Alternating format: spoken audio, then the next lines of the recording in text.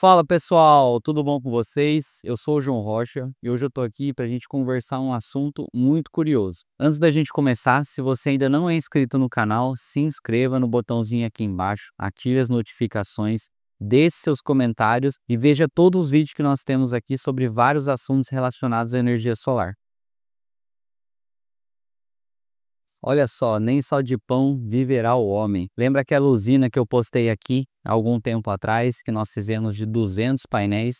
Inclusive, se você ainda não viu o vídeo da usina, eu vou estar deixando no link que vai estar aparecendo aqui em cima. Clica lá, assiste o vídeo da usina, depois volta aqui nesse vídeo para a gente poder discutir um probleminha que nós tivemos lá e como nós conseguimos resolver esse problema. Naquela usina, nós instalamos 3 inversores da Solis de 25.000 watts. E o que aconteceu? O disjuntor começou a desarmar. E lógico, o cliente ficou mandando mensagem para nós. Ficamos um pouco preocupados porque tudo foi dimensionado corretamente.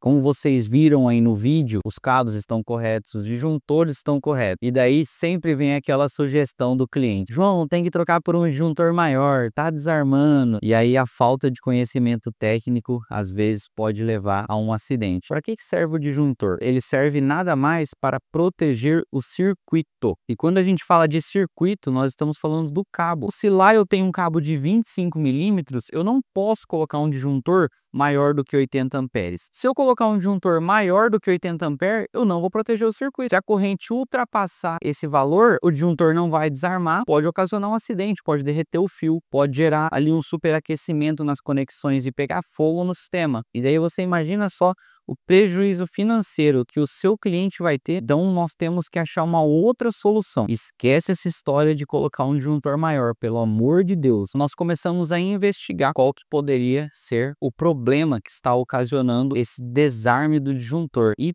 pasmem, pessoal, por incrível que pareça, era sempre no mesmo horário. Eu vou estar colocando aqui na tela, no monitoramento do inversor.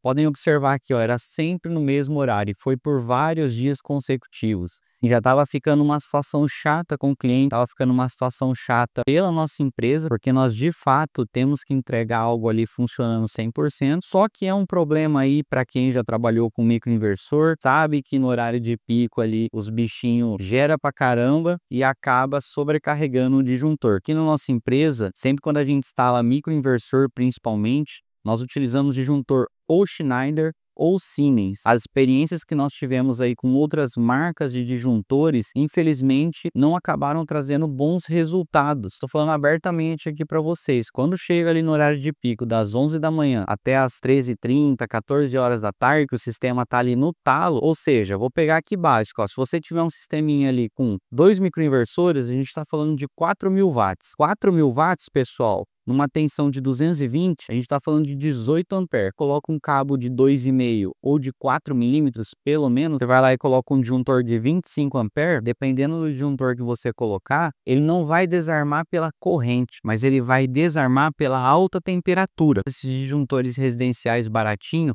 foi dimensionado para suportar uma corrente constante por um determinado tempo. Se eu mantenho essa corrente constante ali de 18 amperes por 1, 2, 3, 4 horas constante, eu vou acabar elevando a temperatura. E como que o disjuntor desarma? Não sei se vocês já viram internamente, mas o disjuntor ele é constituído por 2 chapinhas bimetálicas. Quando ocorre a dilatação dessa chapa, acaba que desarma o disjuntor e abre o circuito. Então dessa forma a gente acaba protegendo o circuito. Só que muitas das vezes um disjuntor barato vai acabar desarmando por temperatura. Como essa chapinha ela dilata, se eu manter uma corrente alta num longo tempo, vai aquecer a chapinha, vai desarmar. Então meu disjuntor ali que era para desarmar numa corrente acima de 25 amperes, meu circuito de 4 milímetros aguentaria tranquilo, vai estar desarmando ali com 18. E isso eu falo por experiência própria. Essa foi a nossa primeira hipótese do disjuntor lá da usina que nós instalamos na granja, estaria desarmando. O que nós fizemos? A nossa equipe foi até o local. Nós fomos com uma câmera térmica da Fluke, aquela que você encaixa embaixo do celular, tanto aí para sistemas Android como sistemas iOS, totalmente homologada, totalmente dentro das normas da ABNT. E pela câmera da Fluke, nós conseguimos observar que ali o disjuntor que estava desarmando, ele estava com uma temperatura altíssima, altíssima, altíssima. E aí que eu pergunto para vocês, o que vocês acreditam que poderia estar ocasionando essa temperatura altíssima no disjuntor. O YouTube nada mais é um lugar que a gente possa trocar experiências, onde vocês possam relatar as dúvidas e eu posso responder, eu aprendo com vocês também. Há um bom tempo atrás, nós colocamos, se eu não me engano vai fazer mais de 2 anos, tem um outro vídeo muito legal aqui no canal, também vou estar deixando o link aqui em cima, uma usina de solo que nós fizemos em 8 dias, numa cidade aqui pertinho de Bauru. Essa usina de solo, como a gente tinha um prazo muito curto, nós acabamos usando um cimento Ari. Então, se você nunca ouviu falar do cimento Ari, vai lá nesse vídeo que eu explico um pouco, que é de alta resistência inicial, que você não precisa esperar todo aquele período lá de 30, 40 dias de cura para poder soltar a estrutura desse cimento quando o concreto está feio. Nessa usina, teve um inscrito aqui do canal que deixou um comentário, uns vão achar um pouco maldoso, mas eu levo esse comentário como um aprendizado. Eu vou estar colocando aqui o comentário dele para vocês, onde ele disse que o nosso quadro de corrente alternada foi montado errado, que a gente não deixou o espaçamento entre os disjuntores ali dos microinversores e que a gente não ter deixado esse espaçamento gera ali uma área onde o calor ele se concentra muito mais e ele não consegue dissipar. É como se o calor de um disjuntor passasse para o outro e isso estaria fazendo com que desarmasse todo o nosso circuito. E nessa usina lá de Piratininga nós também tivemos esse problema, só que lá nós resolvemos trocando o disjuntor por uma outra marca. Agora, nessa usina de Avaí, dos 200 painéis, qual foi nossa primeira tratativa? Primeiro, nós afastamos o disjuntor um do outro, pessoal. E veja só que surpreendente. Nós tivemos uma redução aí de praticamente 30 graus, né?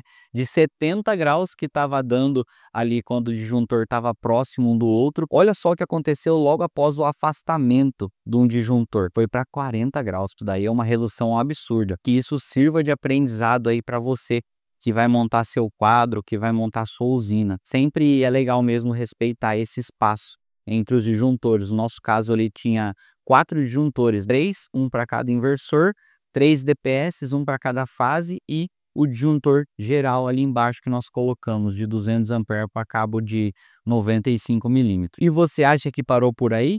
Negativo, não parou. Durou ali uns 2, 3 dias e o disjuntor desarmou de novo. Olha só que beleza, hein? Ai, meu Deus do céu, se trabalhar com energia solar fosse fácil aí, pessoal.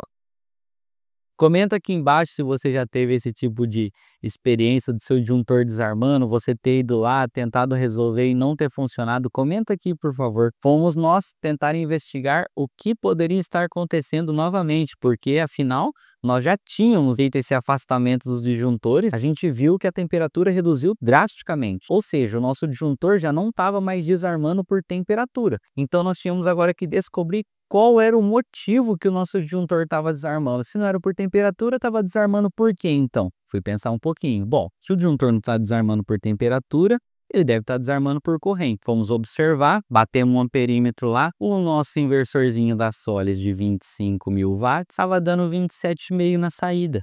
Os 3. Pode ter sido um erro de não ter visto isso no manual?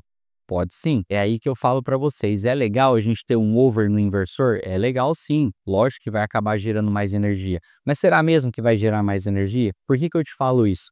Todo mundo sabe que o máximo que a gente pode fazer na baixa tensão é uma usina de 75kV, certo? E você consegue ali no máximo 112,5 de placa. Pra gente estava tudo ok. Tínhamos 3 inversores de 25, dava o 75kV, CPFL colocou o tráfego de 75kV, a usina foi homologada em 75kV. Só que 27,5 vezes 3, vou pegar minha colinha aqui de novo, ó, estamos falando de 82.500 watts, pessoal. Isso daí é 7.500 watts a mais do que estava previsto. Isso estava fazendo com que o disjuntor estava desarmando. Ah, João, mas era só você ter colocado um cabo mais grosso e um disjuntor maior. Realmente, só que daí eu estaria violando o que o meu projeto está aprovado, que é de 75kV. A Solis, ela disponibiliza esse limite de potência. Quando você entra lá nas configurações do inversor, ele estava em 110%. Ele estava com 10% de overload a mais do que ele era previsto. Nós setamos aqui o inversor para 100%, para ele jogar 25 na saída e acabou o problema. Acho que acabou o problema? Não acabou o problema não. Tô brincando, pessoal. O problema do disjuntor foi resolvido. Só que esse tipo de configuração, se você fizer remotamente, ela dura até meia-noite do mesmo dia. Quando você for limitar a potência do seu inversor da Solis, você tem que ir até no campo fazer essa limitação de potência lá de forma prática, de forma in loco, para que ela dure permanentemente. E lembra que eu falei para vocês, deixa no 27,5 que gera mais? A gente teve uma performance muito melhor do sistema setando os 3 para 25 do que largando os 3 em 27,5. Por quê? O tráfego que estava lá era de 75. Então, se o cliente não tiver um consumo onde ele esteja consumindo toda aquela energia, vai acabar indo para o tráfego muito mais do que o tráfego suporta. Isso a longo prazo pode trazer sérios problemas para você. Sempre homologue o sistema corretamente. Eu sei que agora aí com as novas normas, com essas novas regulamentações, com essas novas legislações que estão surgindo, acaba dificultando um pouco mais todo o processo, mas lembre-se de uma coisa, tudo que você faz correto, depois volta para você, e tudo que você faz de forma errada, também volta para você. Esse vídeo aqui foi mais para compartilhar essa experiência que nós tivemos com o disjuntor. Caso isso aconteça com você, ou já aconteceu, coloca aqui no comentário que a gente vai querer saber também, que fique aí de aprendizado para todos nós. Grande abraço e até a próxima!